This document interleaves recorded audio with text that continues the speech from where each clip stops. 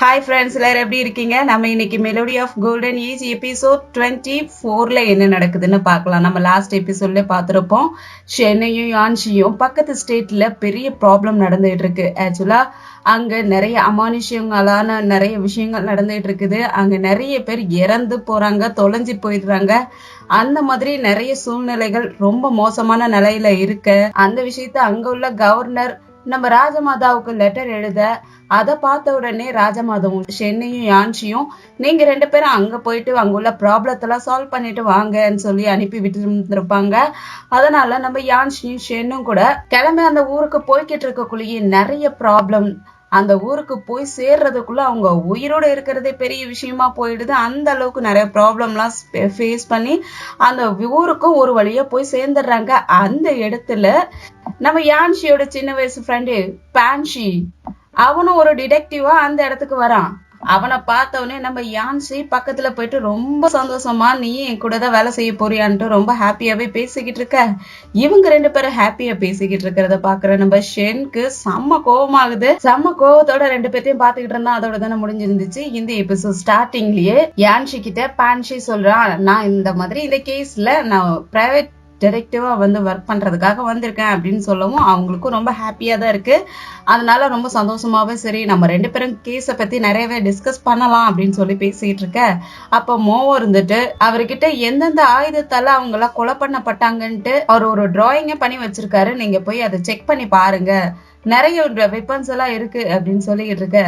கண்டிப்பா நான் பாக்குறேன், வா பான்ஷி எனக்கு வந்து காட்டுறியா அப்படின்னு பேசிட்டு இருக்க. சென்க்கு செம்ம டென்ஷன் ஆயிடுது. அதனால பக்கத்துல வந்துட்டு, நீ இன்னைக்கு எங்கேயுமே போக முடியாதுங்க, எல்லாருமே திருன்னு முழிச்சுக்கிட்டு இருக்காங்க, என்ன சொல்றான் அப்படிங்கிற மாதிரி.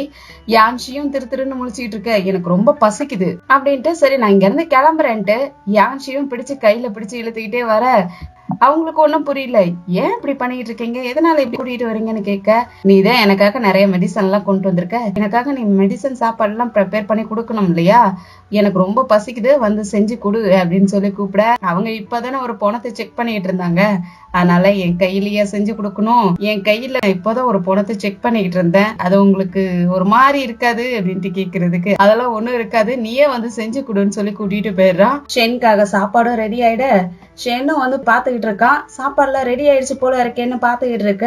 அப்ப குட்டி பையன் தான் ஒவ்வொரு டிஷ்ஷா கொண்டு வந்து வச்சுக்கிட்டு இருக்கான்.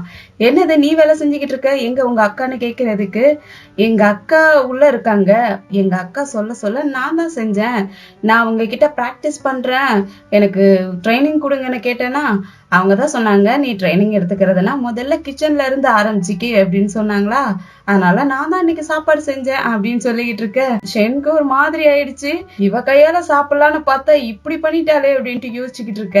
அப்படி யான்சியை தான் காட்டுறாங்க. யான்சி குளிர்ல நடுங்கிக்கிட்டே குளிர் காஞ்சிக்கிட்டு இருக்க.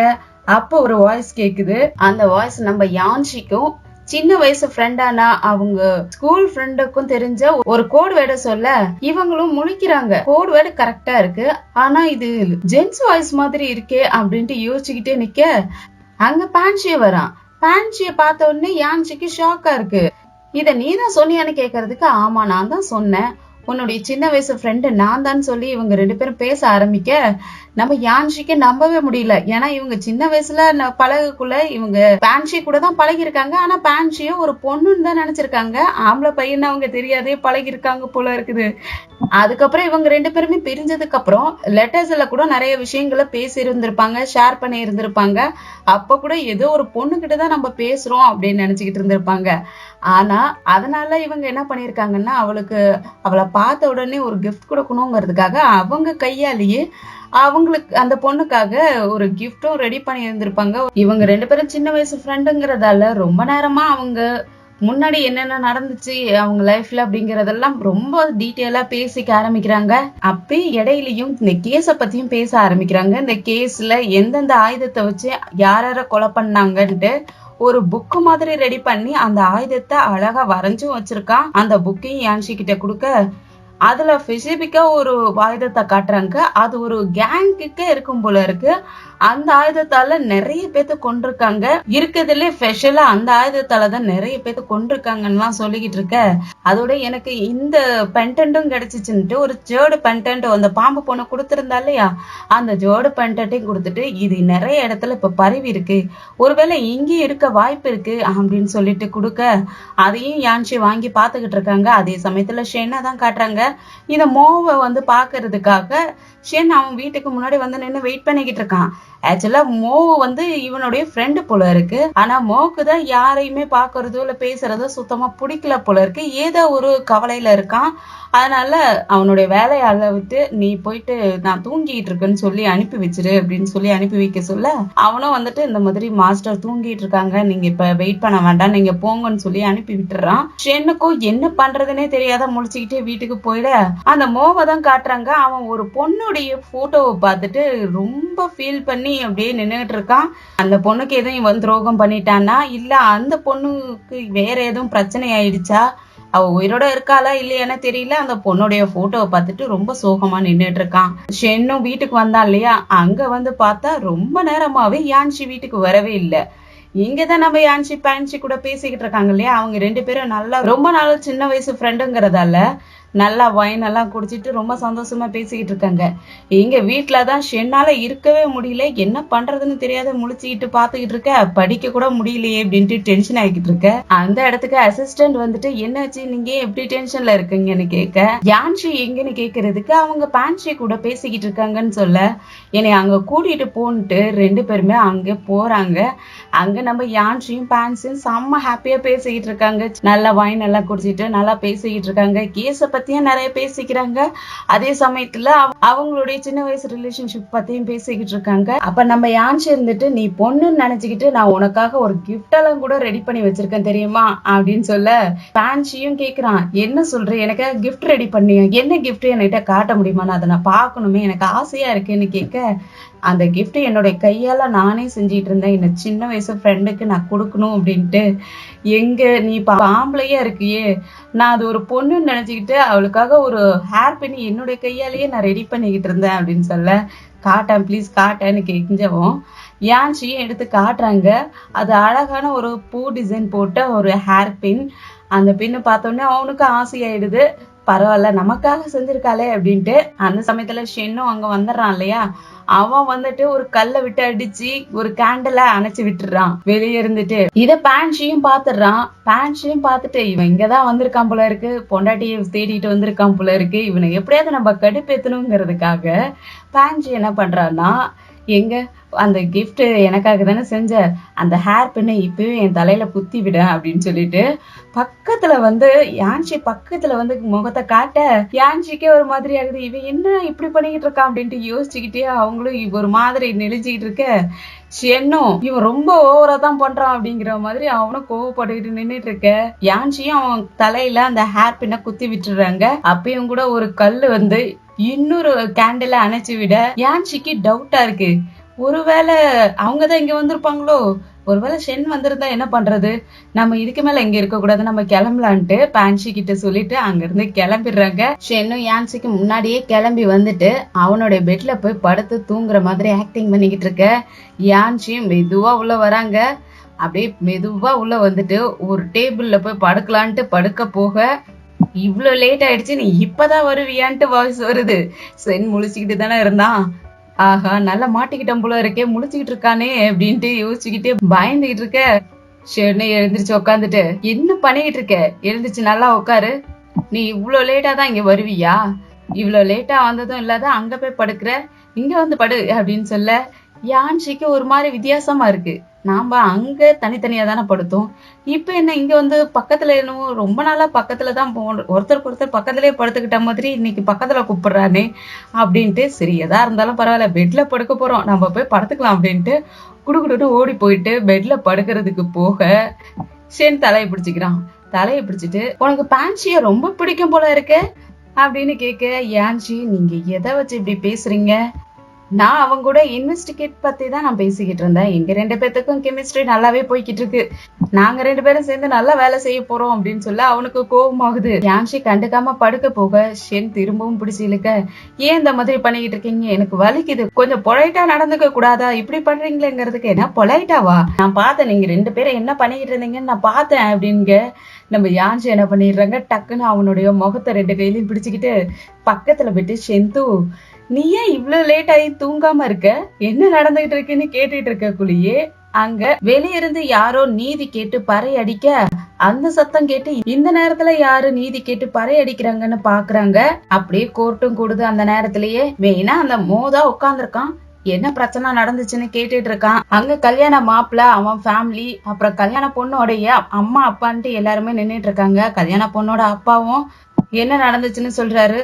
இந்த மாதிரி என் பொண்ணுக்கு கல்யாணம் பண்ணி வைக்கிறதுக்காக என் பொண்ணு அவளுடைய பல்லக்குல வந்துகிட்டு இருந்தா, ஆனா இப்ப அவளை காணும், எங்க போனானே தெரியல, தொலைஞ்சு போயிட்டா, அதனாலதான் நான் உங்ககிட்ட நீதி கேட்டு அவளை கண்டுபிடிச்சு தருவீங்கன்ட்டு உங்கள்ட்ட நீதி கேட்டு நான் பறை அடிச்சேன் அப்படின்னு சொல்ல, அதுல அந்த கவர்னருக்கு கல்யாண மாப்பிள்ள மேல ஒருவேளை அவனுக்கு பிடிக்கலங்கிறதுக்காக ஏதாவது பண்ணிருப்பானோன்ட்டு அவன் மேல சந்தேகப்பட்டு கேள்வி கேட்க, அவன் சொல்றான் நான் அந்த பொண்ணை ரொம்பவே லவ் பண்றேன், நாங்க 2 பேரும் லவ் பண்ணதாலதான் நாங்க கல்யாணமே பண்ணிக்க போறோம்னு சொல்லவும், சரி அப்பனா அந்த பொண்ணை நாங்க தேடி கண்டுபிடிக்கிறோம் அப்படின்னு சொல்லிட்டு ரொம்ப சாதாரணமாவே சொல்லிக்கிட்டு இருப்பான்.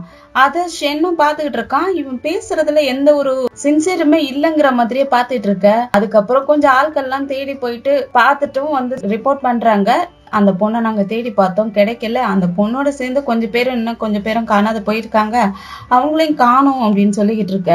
சரி நீங்க இன்னும் போய் தேடி கண்டுபிடிங்க, அவங்க எல்லாரையுமே கூட்டிட்டு வாங்க எப்படியாவது கண்டுபிடிச்சு அப்படின்னு சொல்லி அனுப்பிவிட, அவரு சொல்றாரு எங்களுக்கு ஆள் பத்தல, இன்னும் ஆட்கள் இருந்தா கொஞ்சம் நல்லா இருக்கும் அப்படின்னு சொல்ல, அப்ப ஷென் இருந்துட்டு நான் போறேன், நான் இதை கண்டுபிடிக்கிறதுக்காக நான் போறேன்னு சொல்ல, அந்த கவர்னரும் சரி நீங்களும் போய் கண்டுபிடிக்கிறதுக்கு உதவி பண்ணுங்க அப்படின்னு சொல்லிட்டு அனுப்பிவிட, நம்ம ஷென்னும் அவனுடைய ஆட்களும் போயிடுறாங்க கண்டுபிடிக்கிறதுக்காக.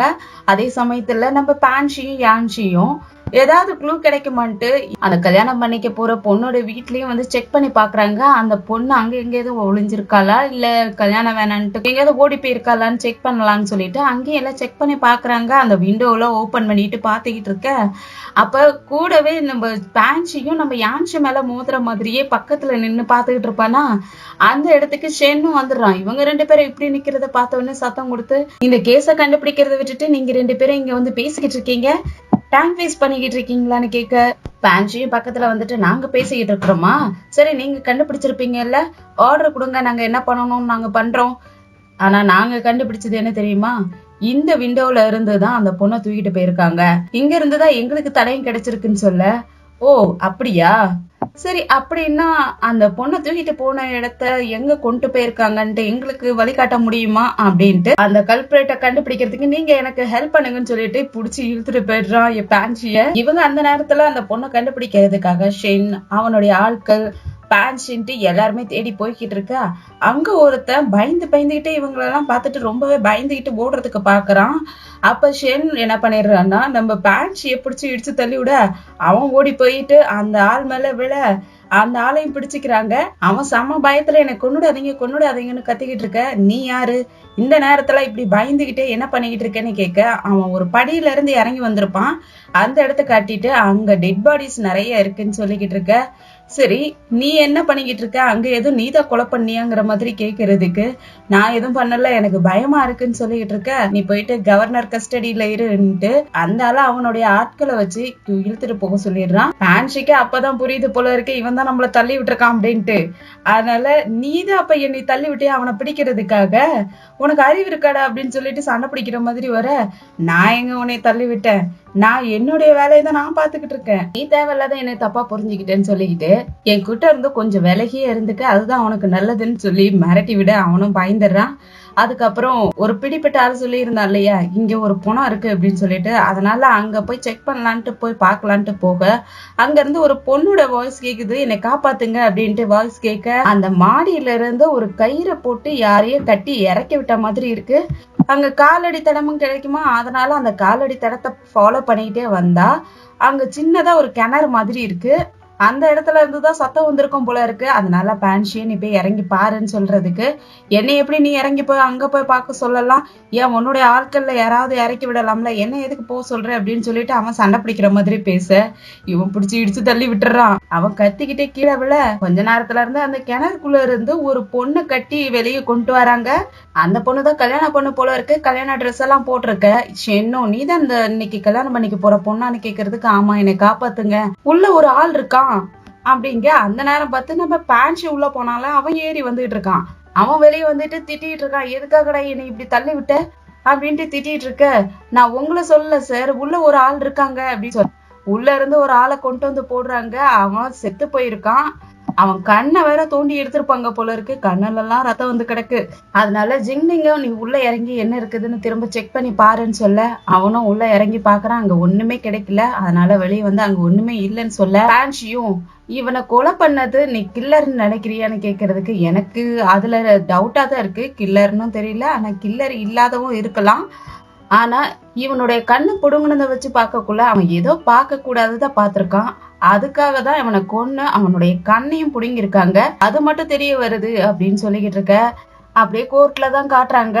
அந்த பயந்துகிட்டே ஒருத்தனை பிடிச்சாங்க இல்லையா, ஷென் குரூப், அவனை கொண்டு போயிட்டு கோர்ட்ல ஒப்படைச்சிருந்துப்பாங்க போல இருக்கு. அந்த இடத்துக்கு அவனை கொண்டு போய் விட்ட உடனே அங்க உள்ள அந்த பொண்ணுடைய அப்பா அம்மா, அப்புறம் அந்த கல்யாண மாப்பிள்ளை, இவங்க எல்லாருமே எங்க அவன்னு சொல்லி கேட்டு அவனை டார்ச்சர் பண்ணிட்டு இருக்க. அவங்கள எல்லாரையும் அங்க உள்ள கார்ட்ஸ் எல்லாம் பிடிச்சிட்டு இருக்காங்க. அவங்கிட்ட அந்த கவர்னரும் விசாரிக்க ஆரம்பிக்க, எங்க அந்த பொண்ணு, அவளை என்ன பண்ண, கொலை பண்ணியா அப்படின்ட்டு கேட்கறதுக்கு, நான் அவளை எதுவுமே பண்ணல, அவளை நான் காப்பாத்துறதுக்கு தான் முயற்சி பண்ணினேன், ஆனா அவளை என்னால காப்பாற்ற முடியல அப்படின்னு சொல்லிட்டு அவன் பயந்துகிட்டே சொல்லிக்கிட்டு இருக்க. இது எல்லாத்தையும் யான்ஷியும் பாத்துக்கிட்டு இருக்க. ஆனா உனக்கு எதிரான சாட்சி தானே எல்லாமே இருக்குன்னு சொல்லிக்கிட்டு இருக்கான். அந்த சமயத்துல ஜிங்லிங் வந்துட்டு யான்ஷி கிட்ட, மாஸ்டர் வந்துட்டாரு, நீங்க வாங்கன்னு சொல்லி கூட்டிட்டு போக யான்ஷியும் போறாங்க. அங்க பான்ஷியும் நம்ம ஷென்னையும் தான் காட்டுறாங்க. ஷென் நல்லா உட்காந்துட்டு குளிர் காஞ்சிக்கிட்டு இருக்க. பான்சி பாவம் குளிர்ல நடுங்கிக்கிட்டு குளிர் காஞ்சிக்கிட்டு உட்காந்துருக்க. யான்ஷி வந்த உடனே ஷென் கிட்ட போயிட்டு, அந்த பொண்ணை கண்டுபிடிச்சிட்டீங்களா, எங்க இருந்தா, என்ன ஆச்சு அப்படின்னு கேட்டுட்டு இருக்க. அந்த பொண்ணை உயிரோட கண்டுபிடிச்சிட்டேன், ஆனா கூடவே ஒரு புடமும் இருந்துச்சுன்னு சொல்ல, உனக்கு எதுவும் ஆகல, நீ நல்லா தானே இருக்க, உனக்கு எதுவும் அடிபட்டுருச்சான்னு கேட்டுட்டு இருக்க. எனக்கு ஒன்றும் ஆகல, ஆனா இங்க ஒருத்தருக்கு தான் ரொம்பவே அடிபட்டிருக்கும் போல இருக்கு அப்படின்னு சொல்ல, அப்பதான் பான்ஷியை நம்ம யான்ஷி பாக்குறாங்க. அவன் நடுங்கிக்கிட்டே குளிர் காஞ்சிக்கிட்டு இருக்கிறத பார்த்துட்டு, உன் கைக்கு என்னாச்சு இப்படி நடுங்கிட்டு இருக்குன்னு கேட்க, உனக்கு எதாவது அடிபட்டு இருக்கான்னு கேக்குறதுக்கு அவன் அப்பதான் நல்லா தும்பிட்டு, இதெல்லாம் உன் ஹஸ்பண்டால வந்த வேலைதான், எனக்கு போற இடத்துல எல்லாம் என்னை தள்ளி விட்டு அவன் வேலையை பாக்குறது எனக்கு வேலையை போயிடுச்சு அப்படின்னு சொல்லிட்டு அவனை திட்டிக்கிட்டே இருக்க. யான்சியும் சரி விடு, ஏதோ அவரு நல்லது பண்ணணுங்கிறதுக்காக தான் இந்த மாதிரி பண்ணியிருந்திருப்பாரு அப்படின்ட்டு, அந்த பொண்ணு எங்க, அவ இப்ப நல்லா இருக்காளா, அவளுக்கு எதுவும் ஆயிடுச்சா, அவகிட்ட எதுவும் விசாரிச்சீங்களான்னு கேட்டுட்டு இருக்க. நான் எதுவும் விசாரிக்கல, அந்த பொண்ணு ஏற்கனவே ரொம்ப பயந்து போயிருக்கா, அவளை கடத்தி வச்சிருந்த இடத்துலயே ஒரு டெட் பாடியும் இருந்திருக்கு, அதை பார்த்து அவ செம்மையா பயந்து போயிருக்கா அப்படின்னு சொல்லவும், நீங்க சொல்றத பார்த்தா ஒரு ஆளை கொண்டு வந்து விட்டீங்களா, அந்த ஆளுதான் இதுக்கு காரணமானு கேட்க, ஒருவேளை இருக்கலாம், இன்வெஸ்டிகேட் பண்ணா தெரியும் அப்படின்ட்டு ஷென்னு சொல்ல. அப்ப பான்ஷி இருந்துட்டு, ஒருவேளை அந்த பொண்ணு யூஸ் பண்ணி அந்த ஆள் மேல பழிய போடுறதுக்காக யாராவது ரெடி பண்ணி இருக்கலாம் இல்லையான்னு கேட்க, அப்ப ஷென்னும் பார்த்துட்டு, இதை ஏன்டா அப்பயே நீ என்கிட்ட சொல்லலன்னு கேட்கறதுக்கு, நான் ஒன்னும் உன்கிட்ட ஒர்க் பண்ணலையே, நான் எதுக்காக இந்த விஷயத்த உன்கிட்ட சொல்லணும் அப்படின்ட்டு நக்கல் அடிக்கிற மாதிரியே பேசுறான். அப்படியே எல்லாரும் கோர்ட்டுக்கும் போயிடுறாங்க. அங்க மோதான் விசாரிச்சுக்கிட்டு இருக்கான். ஒருத்தனை சந்தேகப்பட்டு கூட்டிட்டு வந்தாங்க இல்லையா, அவனதான் விசாரிச்சுக்கிட்டு இருக்காங்க. அவன் என் மேல எந்த தப்புமே இல்ல, நான் எதுவும் தப்பு பண்ணல, நான் யாரையும் கொலை பண்ணல, நான் யாரையும் கடத்தவும் இல்லைன்னு சொல்லிட்டு என் மேல எந்த தப்புமே இல்லைங்கிற மாதிரி சொல்லிக்கிட்டு இருக்கான். அந்த இடத்துல பான்ஷியும் அவனை விசாரிக்க ஆரம்பிக்க, அப்ப அந்த கல்யாண பொண்ணு ஒருத்தி இருந்தா இல்லையா, அந்த கல்யாண பொண்ணையும் கூட்டிட்டு வராங்க. அவளை கூட்டிட்டு வந்த உடனே அவங்க ஃபேமிலியே கட்டி பிடிச்சிட்டு, நீ உயிரோட தானே இருக்க அப்படின்னு சொல்லிட்டு ரொம்பவே பயந்து போய் பேசிக்கிட்டு இருக்க. அந்த கவர்னரும் அந்த பொண்ணு கிட்ட கேக்குறான், நீதான் இதுல விக்டம், பாதிக்கப்பட்ட பொண்ணு, நீ சொல்லு, உனக்கு என்ன நடந்துச்சு, யார் உன்னை கடத்தினாங்க, யார் அந்த கொலையை பண்ணாங்க, நீ சொல்லுன்னு கேட்டுட்டு இருக்க. அந்த கல்யாண மாப்பிள்ளையும் அந்த பொண்ணுகிட்ட, நீ என்னுடைய ஒய்ஃப், நான் உங்ககிட்ட சத்தியம் பண்ணி சொல்றேன் அப்படின்ட்டு அந்த பொண்ணோட காலுகிட்ட மண்டி போட்டுட்டு, நான் சத்தியம் பண்ணி சொல்றேன், நான் உன்னை இந்த மாதிரி கடத்தணும்னோ இல்ல உன்னை கொலை பண்ணணும்னோ எனக்கு எந்த எண்ணமும் கிடையாது, நான் எதுவுமே பண்ணலன்ட்டு சத்திய பிரமாணம் பண்ற மாதிரி பண்ணிட்டு இருக்க. அப்ப யான்ஷி எழுந்திருச்சு வந்துட்டு அந்த பொண்ணுகிட்ட, நீயும் ஒரு பொண்ணு, நானும் ஒரு பொண்ணு, உன் நிலைமை என்னங்கிறது எனக்கு நல்லாவே புரியுது, ஒரு பொண்ணுக்கு ரெப்புடேஷன்ங்கிறது ரொம்ப முக்கியமானதுதான், அது எனக்கு நல்லாவே புரியுது, ஆனா உண்மைங்கிறது ரொம்ப ரொம்ப முக்கியம். ஒரு கொலைகாரன் தான் தண்டனை அனுபவிக்கணுமே தவிர அப்பாவி கிடையாது. நம்ம இந்த காலத்து பொண்ணுங்க, நம்ம எதுக்குமே பயப்படக்கூடாது. நம்ம பயப்படுறத வச்சு யாரும் நம்மள அட்வான்டேஜ் எடுத்துக்க கூடாது. அதுக்காக நீ உண்மையை மட்டும் சொல்லுன்னு நம்ம யான்சியும் கேட்டுட்டு இருக்க. அந்த பொண்ணும் சொல்ல ஆரம்பிக்கிறா. ஆக்சுவலா இவ ரெடி ஆகிக்கிட்டு இருந்திருக்கா ரூம்ல, அவளுடைய கல்யாணத்துக்காக ரெடி ஆகிக்கிட்டு இருக்கக்குள்ள யாரோ இவள மயக்கம் போட வச்சு ஒரு கோணிக்குள்ள கட்டி அவளை அப்படியே தூக்கிட்டு போயிருந்திருக்காங்க. அதை யான்சிக்கிட்ட சொல்லிட்டு செம்மையா அழுகுறா. எனக்கு பயமா இருக்கு, என்ன நடந்துச்சுன்னே தெரியல, என்னை அப்படி கொண்டு போயிட்டாங்க, நான் கல்யாணம்னு நினைச்சிட்டு ரொம்ப ஆசையா கிளம்பிக்கிட்டு இருந்தேன், எனக்கு இப்படி நடந்துருச்சுன்னு சொல்லிட்டு செம்மையா அழுதுகிட்டு இருக்க. அப்ப இன்னும் என்ன நடந்துச்சுன்னு சொல்லுன்னு சொல்லி கேட்கறதுக்கு அந்த பொண்ணு கோணிக்குள்ள கட்டி அந்த பொண்ணை கொண்டு போனவன் ஒரு இடத்துல உட்கார வைக்க, அந்த இடத்துக்கு இன்னொரு ஆள் வந்துட்டு இவளை அந்த கிணத்துக்குள்ள இறக்கி விட்டு நான் இதோ வரேன் அப்படின்னு சொல்லிட்டு அவன் வெளியே போயிடுறான். அந்த பொண்ணையும் கயிறை கட்டி அந்த கிணத்துக்குள்ள இறக்கி விட்டுறான் அந்த ஆளும். அதுக்கப்புறம் அவனையும் கொன்னு அந்த கிணத்துக்குள்ளே தூக்கி போட்டிருந்திருக்கிறான். இன்னொரு ஆள் ஆர்டர் கொடுத்திருந்தான் இல்லையா, அந்த ஆளு அந்த செத்து போய் கிடந்தான் இல்லையா, அந்த ஆளுதான் இந்த பொண்ணை கடத்திட்டு வந்திருப்பான் போல இருக்கு. அந்த ஆளை கொன்னதும் இன்னொரு ஆளு, யாரு கடத்த சொன்னாங்களோ அந்த ஆளு கொன்னு அவனும் அதே இடத்துலயே அந்த பணத்தையும் தூக்கி போட்டிருந்திருக்கான். அதுக்கப்புறம் அந்த பொண்ணும் மூட்டையை அவுத்துக்கிட்டு எப்படியோ வெளியே வந்து பார்க்க அங்க பணம் கிடக்கிறத பார்த்த உடனே செமையா பயந்து போயிட்டு காப்பாத்துங்கன்னு கத்தக்குள்ளதான் நம்ம ஷென்னுடைய காதுல இந்த சத்தம் விழுந்து அவன் வந்து அந்த பொண்ணை காப்பாத்திருக்கான். சரி, இன்னொரு ஆளோட வாய்ஸ் கேட்டுச்சுன்னு சொன்னேன்ல, அந்த ஆளோட வாய்ஸ் யாருதுன்னு தெரியுமான்னு கேட்கறதுக்கு எனக்கு தெரியலன்னு அந்த பொண்ணு சொல்லிக்கிட்டு இருக்க. அந்த பொண்ணோட ஃபேமிலி எல்லாருக்குமே என்ன நினைச்சுக்கிறாங்க, இந்த இன்னொரு ஆள் இருக்கான் இல்லையா, அவன் தான் இத மாதிரி பண்ணிருப்பான்னு நினைச்சுக்கிட்டு அவனை போட்டுக்கிட்டு அடிக்கிறதுக்கு போக, அந்த சமயத்துல ஜிங்லிங் வந்துட்டு, மேடம் ஷென் இன்னொரு ஆதாரத்தை உங்ககிட்ட கொடுக்கறதுக்காக சொன்னாரு அப்படின்னு சொல்லிட்டு ஒரு துணி மூட்டையை கொண்டு வந்து கொடுக்குறான். அதை பேன்ஷி பார்த்துட்டு, ஆதாரம் கிடைச்சிருக்கா, அப்பயே இவ்வளவு நேரம் என்கிட்ட சொல்லலன்னு கேட்கறதுக்கு, நான் ஒண்ணு உன்கிட்ட வேலை செய்யலையே அப்படின்ட்டு ஜிங்லிங் சொல்லி அவனோட வாயை அடைச்ச. அப்பயும் இவன் மேலதான் எல்லாருக்குமே சந்தேகம் அதிகமாக்கிட்டே இருக்கு. அவன் பயந்து போயிட்டு நான் எந்த தப்பும் பண்ணலன்னு சொல்லிக்கிட்டு இருக்க. அப்ப நம்ம யான்ஷி பக்கத்துல வந்து அவனுடைய ட்ரெஸ்ஸ காலர்ல பாக்குறாங்க. அந்த கார்லர்ல ஒரு பீச் பிளாசம் பூ ஒன்று ஒரு எம்ப்ராய்டிங் பண்ணியிருக்கோம்.